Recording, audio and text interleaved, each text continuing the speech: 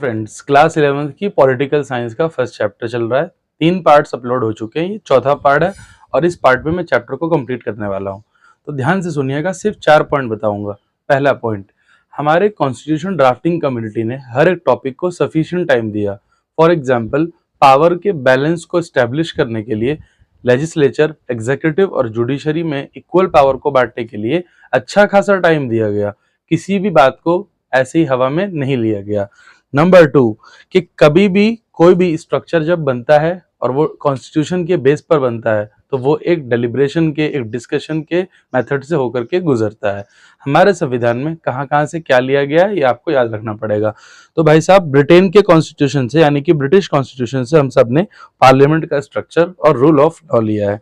Number 2, US के constitution से हमने जुडिशियल रिव्यू और फंडामेंटल राइट लिया है। इसके अलावा आयरलैंड के कॉन्स्टिट्यूशन से हमने डीपीएसपी यानी directive principle of states policy लिया है।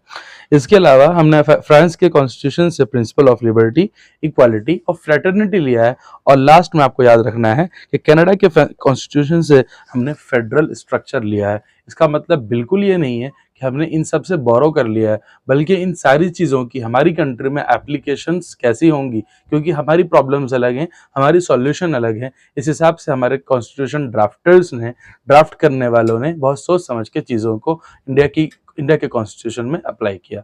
चैप्टर कंप्लीट हो चुका है। अगले चैप्टर के साथ बहुत जल्द मैं आपसे मिलूंगा। मेरे इस चैनल को फॉलो ज़रूर करें और शेयर भी करें।